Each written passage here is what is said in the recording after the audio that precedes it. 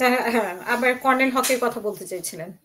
জি, তো কর্নেল হক আমার ইন্টারভিউ নেওয়ার জন্য সেপ্টেম্বর মাস থেকে অনেকবার বলতো, গত বছরের সেপ্টেম্বর 24-এ।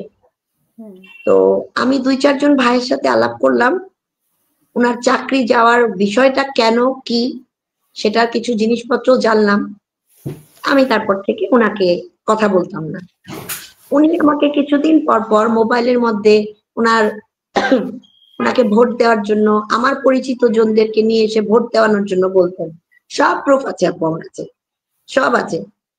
তো তারপরে যখন এগুলা আমি দেখলাম যে উনি আমার কথা সবকিছু উল্টা দিকে নিয়ে যাচ্ছে, উনি আমাকে বলল, তানভীর আমার ছোট ভাই, তানভীরের জন্য যা কিছু করা দরকার, নিজের ভাইয়ের জন্য যা করতো তার চেয়েও বেশি করবে যদি উনি একবার চেয়ারম্যান হতে পারে। বিডিআর পরিবারের জন্য তো করবেই, কিন্তু ক্যাপ্টেন তানভীর আর ক্যাপ্টেন তানভীরের ওয়াইফ তার বাচ্চাদের জন্য ওনার প্রয়োজনে জীবন দিয়ে দিবে।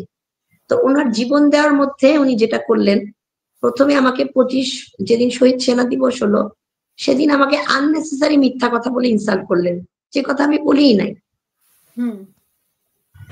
তার কিছুদিন পর উনি চিফের কাছে প্রবাবলি চিফের কাছে কোনো নেগেটিভ কথাবার্তা বলেছেন, যার কারণে আমি যেটা বুঝতে পারি যে আমাকে চিফ পছন্দ করেন না। বিভিন্ন প্রোগ্রামে বিভিন্ন বাচ্চারা যাচ্ছে, ফ্যামিলিরা যাচ্ছে, আমি যাচ্ছি না, আমাকে বলাই হয় না। তো আমার কথা হচ্ছে এর তখন মানে যে এই না যে আপনাকে মানে পছন্দ করে না, এটা তো আপনি সরাসরি মানে আপনি তো জানেন না পছন্দ করে কি করে। সরি, বা আপনি কি ওনার কোনো অ্যাপয়েন্টমেন্ট চেয়েছেন যে ওনার সাথে আপনি দেখা করতে চান? চাই, অনেকবার চেয়েছি আপু। যখন আমি বলে দিলাম এনএসজির কথা, সবসময় তো বলতাম হিন্দি শুনেছি, কিন্তু যেদিন আমি প্রেস ক্লাবে বললাম এনএসজি, তখন ওনার এমএ ব্রিগেডিয়ার জেনারেল এহসান আমাকে ফোন করে বললেন যে আমি যেন চুপ থাকি। ওনার সবকিছু আমার কাছে আছে আপু, প্রমাণ, আমাকে সব দিবে, তবু যেন আমি চুপ থাকি। তো আমার কাছে মনে হয় কি, আমি আপু কিছু চাই না, আমি আমার হাজবেন্ডের ট্রেস চাই, ওকে সর্বোচ্চ সামরিক মর্যাদা দেওয়ার কথা যেটা মইনি আহমেদ বলছিলেন, আমি সেটা চাই। একজন শহীদের মিসেসকে এবং তার বাচ্চাদেরকে যেই সম্মানটুক দিতে হয় আমি অতটুকুই চাই, আমি এক্সট্রা কিচ্ছু চাই না। আমি এবং টাকা আপনি নিশ্চয়ই পয়সা, এটাও চান যে তদন্ত হোক যে আসলে ওনার বডিটা কোথায়? মানে যেটা আপনাকে আপু বলেছে ওটা পাথর ভারতের হয়ে গেছে, জেলে থাকতে হয়ে পারে, গেছে। পারে না? বলেন তো। যেহেতু আই উইটনেস বলছে যে ভারতে পার করে দেওয়ার পর যে পার করে দিয়েছে তার মানে বিডিআর এর একজন ড্রাইভার পার করেছে, তাকে মেরে ফেলেছে হচ্ছে পুলিশের আলে। তো এই মেরে ফেলার পর আরো কিন্তু আই উইটনেস থেকে গেছে, ওরা ভয়ে চুপ ছিল, কিন্তু তদন্ত কমিশনে ওরা সবকিছু বলে আসছে। এখন কমিশন আমার হাজবেন্ডের বিষয়টা কেন আনছে না, আমার বড় প্রশ্ন এটা। শুধু তাই না, শেষ 25 তারিখে আমি গেলাম, এই 25 তারিখে কমিশনে যাওয়ার পরে একজন পুলিশ এএসআই ফরিদ, একই রকম যেমন হচ্ছে সুবেদার মেজরের ছেলে কর্নেল হক আমাকে বেয়াদব ডাকে, একজন পুলিশের এএসআই এসে সেই কমিশনের মেম্বারের কাছে বলতেছে এই মহিলা একটা বেয়াদব। এটা কি বলা যায়? মানে কোনো শ্রদ্ধা তো দূরের কথা, কোনো সহানুভূতি তো দূরের কথা, কোনো শ্রদ্ধাও নেই। মানুষ তো হিসেবে দেখেন, আপনি মেজর আমার মন তানভীরের কথা ওয়াইফ কি ছাড়াও আপু, একজন মানুষ হিসেবে, একজন মহিলা হিসেবে বা একজন আপু মহিলা ভিকটিম এটা আমার কাছে মুখ্য না, মুখ্য হচ্ছে প্রফেসর ইউনূসের কাছে গিয়ে আমি বুঝতে পেরেছি উনার কান পর্যন্ত কিছু যায় না। আমি আমি আমি আমার বুঝটা বলছি। আমাদের দেশে স্বরাষ্ট্র উপদেষ্টা এবং আইন উপদেষ্টা নতুন করে হতে হবে, হতে হবে মানে হতেই হবে, হয় আমাকে মেরে ফেলেন, না হলে এদের চেঞ্জ আপনার করেন। সাথে স্বরাষ্ট্র উপদেষ্টার কখনো কথা হয়েছে এই বিষয় নিয়ে? 18 তারিখ এবং 19 তারিখ গত বছরের ডিসেম্বরে। উনি কি বলেছে? ওনার তো তিনি সম্পৃক্ততা আমার আছে। মাথায় হাত বুলিয়ে কান্না করেছেন। ও আচ্ছা, হ্যাঁ, আপনি বলেছিলেন, সরি, মাথায় এটারও 4টা প্রমাণ আছে। মানে হুম, একদম আমার সাথে দাঁড়ানো মানুষরা, তারা আবার আর্মি অফিসারও আছে, পলিটিক্যাল লোকও আছে। হুম। তো আপু আমার আসলে এত কথা বলার বিষয় না। বিষয় হচ্ছে কমিশন আমাদেরকে যদি সঠিক তদন্ত রিপোর্টটা পাইয়ে দেয়, তাতে যেন আমরা বিচারটা পাই। আর কর্নেল মুজিব এবং এর সাথে যারা শাহাদাত বরণ করেছেন, শহীদ হিসেবে এখন খ্যাত, তাদের যেন মরণোত্তর বিচার হয়, যাদের কারণে 54টা অফিসার এই দুনিয়া থেকে চলে গেছে বা মিসিং হয়েছে। আমি স্পষ্ট করে বলছি, 3 জনের জন্য 54টা অফিসার নাই। সে 3 জনের বিচার। আমি আমার কাছে কোনো প্রুফ রাখিনি, প্রুফগুলো আমি যেখানে যেখানে দেওয়ার দিয়েছি এবং ওনারা ইনভেস্টিগেশন করে দেখেছে যে আমার সব কথা সত্যি। একসময় সবাই জানতে পারবেন, হয়তো আমি থাকি বা না থাকি। আর কর্নেল হক আমার সাথে কেন এমন বিহেভ করছেন আপনি কি জানেন? কর্নেল হক আমার বাবার সমান। আমাদের যে চিফ কর্নেল আছেন, হক, কর্নেল হাসিনের ওয়াইফ, মানে কেন আপনার সাথে এমন করছেন সেটা আরেকটা প্রশ্ন। আপু আমি একটু বলি, আমাদের যে চিফ আছেন, চিফের জন্মদিন আর আমার আম্মুর জন্মদিন এক ডেট। মানে আপনি ওনাদের জিনিসগুলা চিন্তা করেন যে ওনারা আমাকে চিন্তা করছে এইভাবে, অথচ ওনারা যদি চিন্তা করে যে আমার সন্তান তুল্য, সে যদি ভুলও করে তাকে আমরা বুঝিয়ে নিয়ে আসি। যেহেতু তাদের সংসার জীবনটা অনেক কম ছিল, আর্মির কোনো কিছুর বাইরে যদি যেয়ে থাকে আমরা তাকে বুঝাই, সবকিছু ভিতরে থাকুক, ওনারা তো আমাদেরই ফ্যামিলি। এরকম কি কেউ করেছে আপু? হুম। কেউ করেনি। আর আমি কোন জায়গাটায় রং বলেছি এটাও আমি ওনাদের কাছ থেকেই জানতে চাই। যে আজকে ভারত এসে বাংলাদেশ রাইফেলসকে ভেঙে চুরে দিয়ে আর্মিকে ভেঙে চুরে চলে যাবে, এটা আমি যে কথাটা বলেছি এটা কি আমি অন্যায় করেছি? বলেন অবশ্যই না। তো।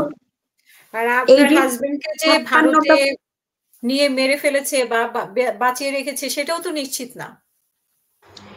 আমি কি পারতাম না যে চিফ যদি আমার সাথে একবার দেখা করতেন, আমি ওনাকে বলতাম না আমাকে মানে শুধু জুনিয়র বাংলাদেশ থেকে অফিসাররা বলে? সহযোগিতা করলে তো এটা তদন্ত করা সম্ভব ছিল। আসলে কি ওনাকে বাঁচিয়ে রেখেছে নাকি ওইখানে ওইখানেই শেষ করে দিয়েছে? শেষ করে দিলে তাহলে উনার মৃতদেহটা তো ওইখানেই থাকার কথা। মানে শুধুমাত্র একটা মৃতদেহ, ভুল মৃতদেহ দিয়ে তো আপনাকে সান্ত্বনা দেওয়ার কোনো বা পরিবারকে সান্ত্বনা দেওয়ার কোনো মানেই হয় না। আপু যে গাড়িটায় তানভীরকে উঠিয়ে নিয়েছিল ওই গাড়িটা থেকে 3জন র্যাবের সদস্য নেমে আসছিল।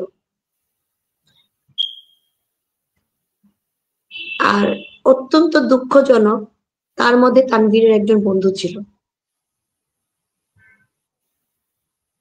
তিনি তো এখনো আছেন নিশ্চয়ই। তিনি কি জানেন না শেষের ঘটনা? আমি বললাম না আপু, আমি এখনো দেখেন অনেক কিছু বলি না। আমি একটাই আশায় আছি, কিন্তু যেদিন আপনি চিফ উনার নাম রিটায়ার, বলতে পারছেন না কেন? আপনি তো জানেন সে ৩ জন না কারা। কেন বলছি না জানেন? যেদিন চিফ রিটায়ারমেন্টে যাবেন, আল্লাহ যদি আমাকে বাঁচিয়ে রাখে, ওদিন তো আর কেউ আটকাতে পারবে না। আমি উনাকে সেদিন বলবো যে আপনার বিবেক কি বলে ভাই। আমি তো এই কথাগুলো যদি আপনাকে 16 মাস আগে বলতাম, তাহলে সিনারিও অন্যরকম হতো। দেখেন চিফকে মানুষজন অনেক রকমের কথাবার্তা বলে, আর্মির পোশাক পরা যারা যারা অপরাধ করেছে তাদেরকে কথা বলে। আমার সত্যিকারে খারাপ লাগে, কারণ পোশাককে খারাপ বলা হচ্ছে, পার্সনকে বলা হচ্ছে না। পার্সনকে যদি বলা হতো তাহলে সেই পার্সনের জন্য সাব জেল কখনো ক্যান্টনমেন্টে হতো না, রাইট? এবং যদি ভার্চুয়ালের জন্য আবেদন রাইট, করতে হবে। জি এবং মানে এসি প্রিজন ভ্যানেও নেওয়া হতো না। যদি আপু, আমি অপরাধীকে আমার আমরা বাচ্চাদেরকে ভাতের মার খাইয়েছি আপু, ফিডার ভর্তি ভাতের মার খাইয়েছি। আর আমার হাজবেন্ডের classmate lieutenant colonel Redwan, cadet কলেজের ক্লাসমেট, সে এসি ভ্যানে করে যায়। কি বলবো বলেন? এবং সাব আমার জেলে থাকে। জি। জুলাইতে এরকম একটা ঘটনা করেও মানে হিরো উনার ওয়াইফ তো বলেছিলেন হিরো নাকি উনাকে মানে ওই সময় শুট করা ছবি দেখে হিরো মনে হয়েছিল। এরকম একটা কথা শুনেছিলাম। আপু আসলে আমি আমার এত কিছু দাবি, এত কিছু না। আমি সঠিক তদন্ত চাই ৫৭ আপনার জনের কাছে এখন জন্য। কি মনে হচ্ছে? তদন্তের রিপোর্ট তো কারো কাছে আসছে না। এটা একটা আপু আমি বিষয়। আর কথাটা শেষ বিচার করি। হবে কিনা? আমি বিচার করতে কথাটা পারবে শেষ কিনা? করি। যেটুকু আমি তদন্ত কথাটা হয়েছে। শেষ করি। আমি ৫৭ জন সার্ভিং অফিসারের জন্য সঠিক তদন্ত, সঠিক বিচার চাই। সিভিলিয়ানদের জন্য চাই, পিডিআর এর জন্য চাই। অ্যালাইভ, মৃত। অপরাধী অপরাধী, যে অপরাধী না সে অপরাধী না। আমার একদম এইটাই কথা। এই বিডিআর আমাদের রানার হান্নান ভাই কিভাবে সাপের কামড় থেকে আমাকে বাঁচিয়েছে, আমার বড় ছেলেকে বাঁচিয়েছে। আমি এগুলো কথা তো কোনোদিন ভুলবো না। আমার হাজবেন্ডের উপরে অ্যাটাক হয়েছে, হান্নান ভাই চলে গেছে। সেই হান্নান ছিল ৩৫ রাইফেল ব্যাটালিয়নের রানার। আরেকজন ছিল ৩৪ রাইফেল ব্যাটালিয়নে কবির। আমার হাজবেন্ডের গাড়ি অ্যাক্সিডেন্ট করেছে, ড্রাইভারকে বাঁচানোর জন্য তানভীর গাড়িটা চালিয়ে আসছে। আর রানার আমার হাজবেন্ডকে বাঁচাবে কিভাবে, রক্ষা করবে কিভাবে, মানে আমি কখনোই মানতে পারি না যে বিডিআর এরকম করতে পারে। বিপদগামী ছিল, সবাই ছিল না। আর ওদের ফ্যামিলি গুলার যে অবস্থা না আপু, ওরা তো বলতে পারে যে ওনাদের দারিদ্রতা আছে, ওনাদের চাকরি নাই। আমার অবস্থানে থেকে কি আপু আমি বলতে পারি?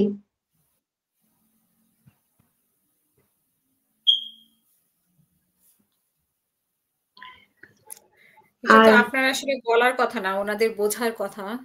ঠিক আছে? যে আপনি কিভাবে বাচ্চা নিয়ে এখানে চলছেন বা আপনার কি পাওনা বা কি এগুলো তো আপনার বলারও কথা না, আপনাকে জিজ্ঞেসও করার কথা না। তার মধ্যে আপু জানেন আপনাকে তো কত বিভিন্নভাবে অপবাদ দেওয়া হচ্ছে। আপনি পাগল, আপনি মানে ইয়েতে ভুগছেন। পাগল টাগল তো ছেড়েই দিলাম। হুম। যাকে আমার আব্বুর পরের জায়গাটা আমি চিন্তা করি, যেই ভাবিকে আমার আম্মুর পরের জায়গাটা চিন্তা করি, সেই ভাইকে নিয়ে আমাকে কথা বলে, তাহলে তারাই বলে যারা নিজের বাবার সাথে নিজের মাকে নিয়ে খারাপ কথা চিন্তা করতে পারে